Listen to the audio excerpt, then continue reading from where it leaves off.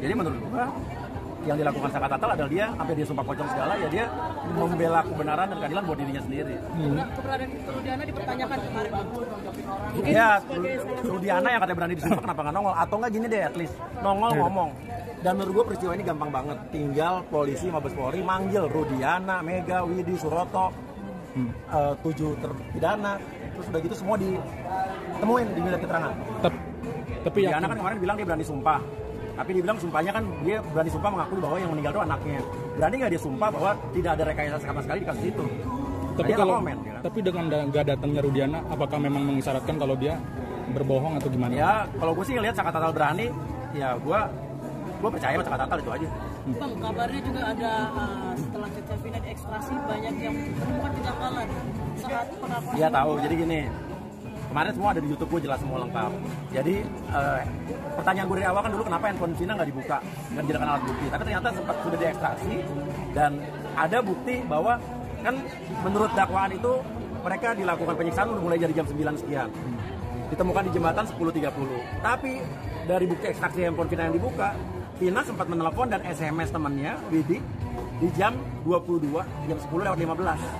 Artinya kan nggak mungkin dia lagi disiksa di telepon, dia SMS, iya kan? Dan pengakuan Widi dan Mega itu dibuktikan dari bukti handphone Vina ada, bukan asal ngomong, emang ada bukti ekstraksi teleponnya. Terus pertanyaan juga, gitu kan? Apa iya mereka diperkosa dan disiksa itu setelah kan dia telepon jam 10.14, ditemukan 10.30. Masa iya disiksa 7 orang sambil dipindahkan butuh waktu cuma 15 menit? Udah nggak masuk akal deh. Tapi berarti sedangkan dari tempat kejadian yang katanya menurut mereka tempat kejadian ke jembatan itu butuh waktu loh. Kita kan udah pernah datang gua dari tempat yang dibilang tempat kejadian ke tempat jembatan itu loh. Makanya itu butuh waktu banget, terus kapan waktunya untuk ke situ gitu loh. Berarti kalau misalkan lihat kasus ini kan semakin ruwet ya. Berarti dari Om Uya sama Mbak Asri ini percaya kecelakaan apa pembunuhan? Kalau gua ngelihat dari bukti-bukti terakhir yang bukti-buktinya bisa dibilang bukti bukan cuma sekedar omongan, gue yakin nggak ada pembunuhan dan nggak ada pemerkosaan.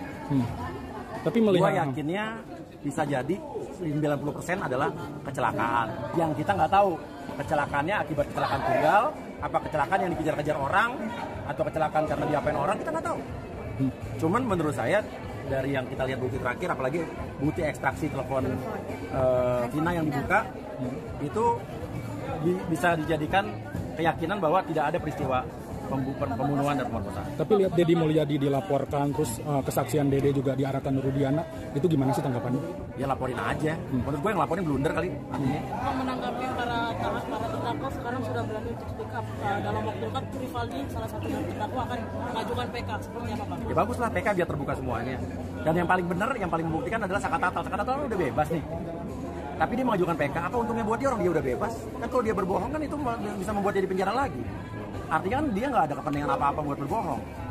Jadi menurut gua yang dilakukan Saka Tatal adalah dia sampai dia sumpah pocong segala, ya dia membela kebenaran dan keadilan buat dirinya sendiri. Keberadaan Rudiana dipertanyakan kemarin Bang. Ya, Rudiana yang katanya berani disumpah kenapa nggak nongol? Atau nggak gini deh, at least nongol ngomong. Dan menurut gua peristiwa ini gampang banget. Tinggal polisi Mabes Polri manggil Rudiana, Mega, Widi, Suroto, 7 terpidana. Terus udah gitu semua ditemuin di minta keterangan.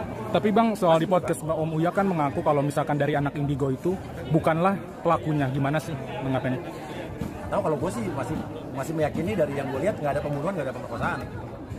Kalaupun kecelakaan akibat apa kecelakaannya gitu kan? Apakah dikejar orang, apakah kecelakaan tunggal, kita nggak tahu.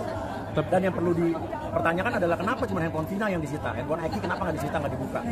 Padahal kalau handphone Eki dibuka, disita, kita bisa tahu Eki sebelum kejadian itu ketemu sama siapa aja teman-temannya. Ngapain Eki? Ketemu sama teman-teman siapa?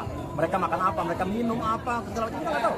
Tapi kasus Vina ini akan terungkap gak sih dalam waktu dekat? Kan ini makin perlu tanya. Kalau Mabes Polri mau buka, bisa terungkap.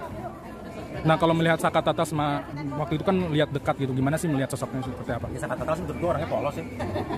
Gue sejauh ini percaya sama dia. Bukan pembunuhnya? Bukan dari Saka Tatal, kalau gue yakin ini bukan pembunuhan karena dari bukti yang terakhir, bukti ekstraksi telepon Vina. Tapi melihat para terpidana kan ada adiknya disiksa sampai katanya mau minum air kencing itu segala, itu gimana sih melihatnya? Menurut gua, polisi Mabes Polri harus panggil semua termasuk penyidik-penyidik yang dulu nyidik bala terpidana itu harus diperiksa lagi. Suroto juga harus dipanggil lagi. Suroto dipanggil lagi lah. AF, Dede, Rudiana, Linda. Linda, semua panggil. Kunci utama Apakah sebenarnya benar awalnya di kesurupan Linda, Linda kan? itu benar? Gue yang gue takut jangan-jangan ini peristiwa kecelakaan berubah gara-gara percaya sama kesurupannya Linda, kita nggak tahu kan. Tapi Om Ujang meminta gak sih untuk oknum penyidik ini tuh segera diperiksa oleh Propam? Propam, sekarang udah Mabes Polri, udah nangani, kita percaya Mabes Polri pasti bisa. Tapi harapannya Periksa seperti semuanya termasuk penyidik yang belum periksa. harapannya kasus ini bagaimana sih dari Om Ujang, Mbak? Terang benderang. Harus